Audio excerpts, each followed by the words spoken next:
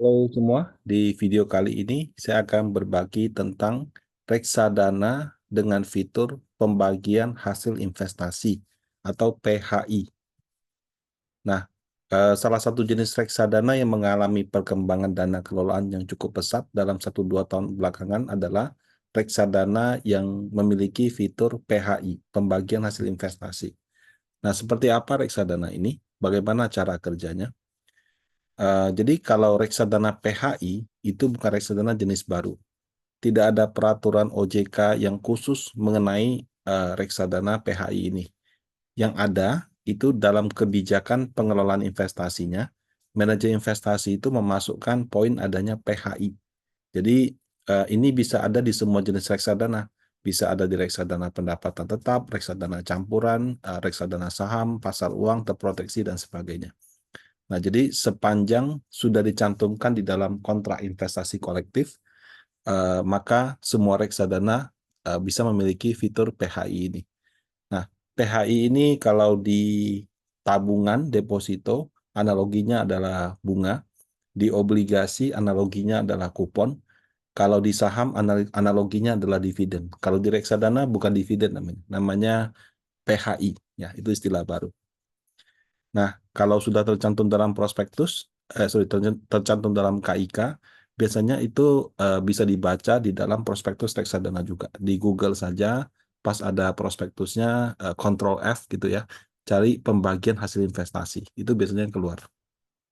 Nah, mungkin saja kita mengira bahwa bagi hasil ini hanya terdapat di reksadana yang konservatif, seperti pasar uang yang isinya deposito, seperti reksadana fixed income atau terproteksi yang isinya obligasi gitu. Pada kenyataannya ya tadi itu seperti saya jelaskan, bisa ada di semua jenis reksadana, bahkan yang campuran sama saham juga bisa ada. Nah, cara kerjanya seperti apa? Jadi dalam melakukan pengelolaan, reksadana itu kan mendapat keuntungan, bisa dari kenaikan harga saham, kenaikan harga obligasi, dividen saham, kupon obligasi, sama bunga deposito. Nah, atas keuntungan-keuntungan ini biasanya ada dua opsi. Pertama, direinvestasikan kembali. Jadi kebanyakan reksadana ini adalah kebijakan yang standar. Jadi kalau dapat untung, dia reinvest. Nah, kalau dia reinvest, itu artinya keuntungan tersebut diakumulasikan kembali ke dalam reksadana, sehingga harga reksadananya meningkat. Nah, sebagai contoh, reksadana baru launching pertama kali harganya 1.000. Kemudian setelah berjalan 1 bulan, itu ada akumulasi kenaikan harga, bunga deposito, kupon obligasi, dividen saham, plus minus gitu ya. Dijumlahkan semua setara dengan Rp10 per unit. Nah, kalau misalnya manajer investasi bilang saya reinvestasikan, maka harga reksadana pada akhir bulan atau 1 bulan setelahnya itu jadi 1.010. Dia nggak serta-merta 1.000 langsung loncat 1.010 sih, tapi setiap hari ada hitung-hitungannya gitu. Nah, kalau misalnya investor lihat, oh ya sudah naik Rp10 1% gitu ya. Kalau saya ingin merealize keuntungan, saya harus melakukan penjualan atau redemption. Nah, opsi yang pertama ini kadang cukup sulit. Misalnya kita investasi Rp100 juta. Kemudian kenaikan harga 1% jadi 1.010, uang kita jadi 101 juta.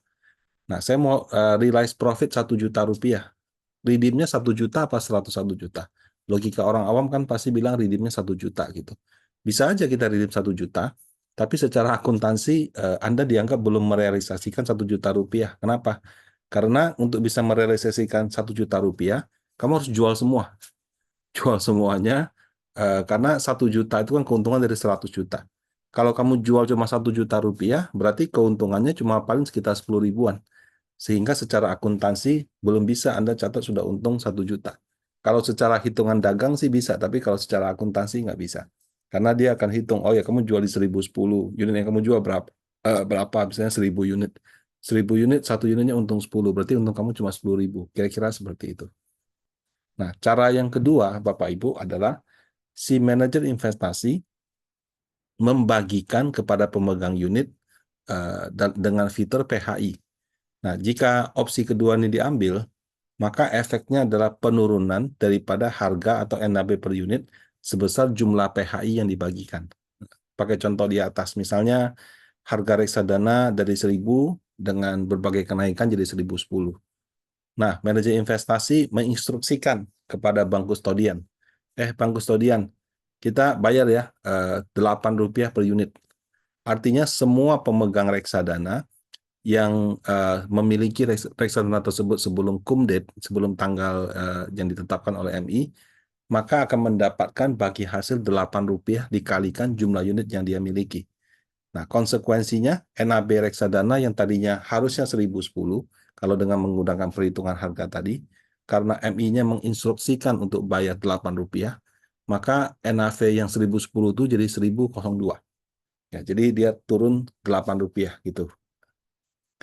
Nah, investor mendapat Rp8 dalam bentuk tunai. Jadi katakan misalnya pas launching harga 1.000, ada Bapak Ibu beli 100 juta. Nah, 100 juta kalau di harga 1.000 kan dapatnya 100.000 unit.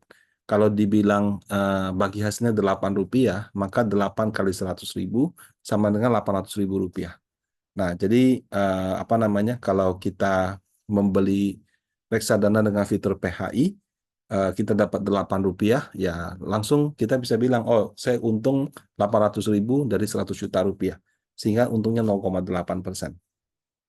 Nah, tidak harus menjual 800.000, tapi saya bisa merealize 0,8% daripada keuntungan.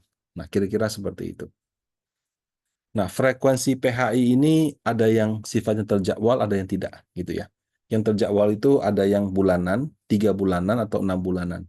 Nah, biasanya itu tercermin dalam kata-kata dalam nama produknya, gitu. Contoh, uh, panin dana pendapatan berkala, gitu. Nah, atau seperti Manulife pendapatan bulanan. Nah, itu juga ada yang seperti itu. Ada juga yang tidak ada namanya disebut. Kalau nggak salah, produk Schroders ya, Schroders dana apa gitu. Itu sebetulnya ada fitur bagi hasil, cuma tidak tercermin di namanya. Jadi memang tergantung sih. Supaya lebih marketable memang namanya disebut gitu. Nah, kalau untuk jenis reksadana pasar uang dan pendapatan tetap biasanya bulanan gitu ya. Nah, kemudian bersambung lagi, kalau untuk jenis terproteksi itu bisa 3 atau 6 bulan, tergantung isinya. Kalau isinya corporate bonds 3 bulan sekali, kalau isinya government bonds 6 bulan sekali. Nah, untuk yang tidak terjadwal itu biasanya terdapat di reksadana campuran dan saham.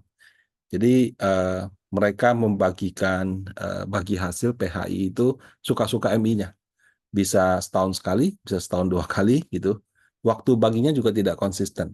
Kalau di Panin Asset Management contohnya Panin Dana Bersama Plus itu reksadana campuran, frekuensi bagi hasilnya bisa sekarang sekali, bisa 2 kali dalam setahun gitu. Jadi pas kalau cash-nya lumayan bagus, ada pembagian dividen dan segala macam, kita bisa lakukan pembagian PHI. Tapi kalau misalnya pas kita lihat ada peluang lebih baik untuk diinvestasikan, PHI-nya sekali aja, nggak 2 kali gitu. Nah, fitur PHI di reksadana saham dana campuran terus terang tidak begitu mendapat perhatian karena frekuensinya yang jarang. Tapi kalau yang frekuensinya setiap bulan tuh biasanya lebih diperhatikan oleh investor. Nah, selain itu di reksadana saham dan campuran yang porsi sahamnya besar, fluktuasi harganya relatif tinggi gitu. Jadi apa namanya? Kadang-kadang penurunan harganya lebih besar daripada PHI yang dibagikan. Sehingga orang merasa, wah saya beli dikasih bagi hasil sekian persen gitu kan, tapi turunnya lebih dalam gitu. Ya kalau pas harga saham lagi turun kan kadang-kadang bisa dalam sekali. Nah jadi kalau fitur PHI di reksadana campuran dan saham memang kurang populer gitu. Yang lebih populer itu adalah yang di jenis terproteksi dan pendapatan tetap. Nah, nilai PHI ya, jenis reksadana terproteksi, nilai PHI itu biasanya diindikasikan di depan. Contoh misalnya reksadana terproteksi panin sekian gitu kan. Dia sebutkan oh indikasinya adalah 6% contohnya. Dan dibagikan setiap 3 bulan. Artinya setiap 3 bulan akan dapat 1,5%. Dapat angka 6% itu disesuaikan. Kan terproteksi itu beli obligasi pemerintah dan korporasi gitu. Dan atau kemudian dari obligasi pemerintah dan korporasi itu kan ada kuponnya.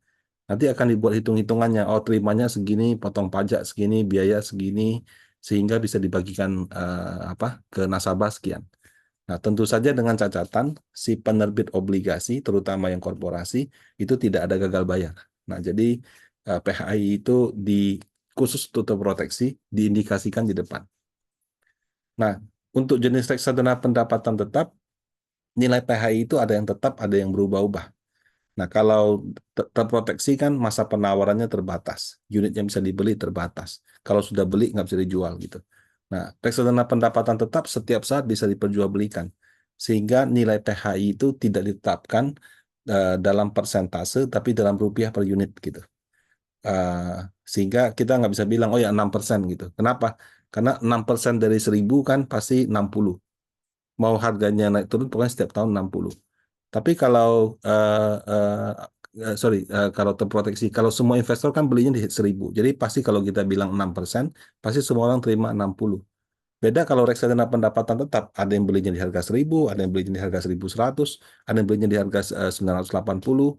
Jadi angkanya itu kan bisa berbeda-beda. Kalau kita sebut misalnya 6%, 6% dari 1.000, 6% dari 1.020, 6% dari 980 itu dari berapa? Sehingga lebih lebih baik itu apa namanya, itu dalam rupiah per unit gitu. Nah, contoh kalau di Panin Asset Management ada produk namanya Panindana Pendapatan Berkala, itu PHI-nya sebesar Rp5 per bulan setiap bulan. Dari pertama kali terbit sampai sekarang sih setahu saya angkanya masih sama, Rp5 per bulan.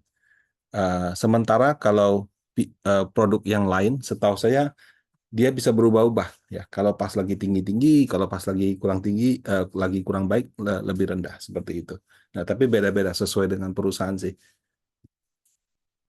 Yang perlu diwaspadai dari reksadana pendapatan tetap dengan fitur PHI adalah bisa saja setelah bagi hasil dilakukan, NAB reksadana turun lebih rendah dibandingkan modal awal investasi. Misalnya kita beli di harga 1.000, dia bagi hasil Rp5. Ya kita kira 995 kan.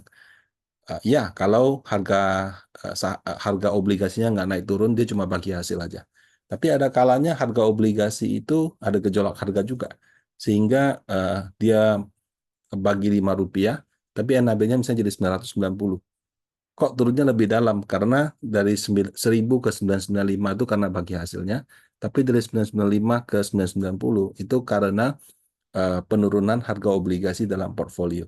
Nah, jadi kalau kita membeli reksadana pendapatan tetap yang ada bagi hasilnya, kadang-kadang penurunan harganya bisa lebih dalam karena dia kena di dua efek, bagi hasilnya plus penurunan harganya.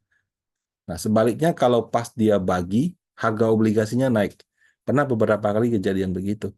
Malah NAV-nya nggak turun. Jadi misalnya harga bagi hasilnya Rp5.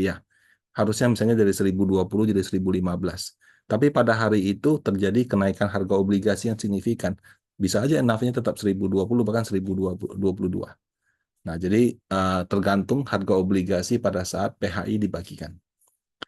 Nah, eh, kalau melihat harga reksadana fixed income dengan fitur PHI yang bisa naik turun tersebut, kita dalam berinvestasi di reksadana ini, kita juga perlu menyadari, selain mendapat PHI secara reguler, kita juga ada potensi terjadi capital gain atau capital loss, tergantung harga kita beli dan perkembangan harga reksadana pada waktu tersebut.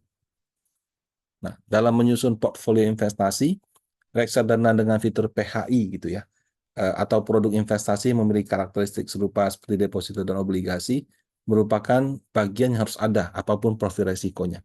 Maksudnya begini, kalau apa namanya, reksadana fixed income, fund manajernya itu kalau apa namanya menyusun portfolio itu tidak murni obligasi semua.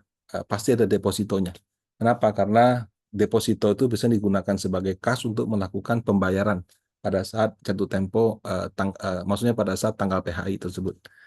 Nah, bagi investor ya, kalau kita ingin membeli reksadana ini, kalau bisa memang profilnya juga yang konservatif gitu. Kalau Anda profilnya agresif, eh, boleh beli, boleh ya. Cuma kadang-kadang mungkin merasa hasilnya tidak semaksimal seperti halnya Anda beli reksadana saham.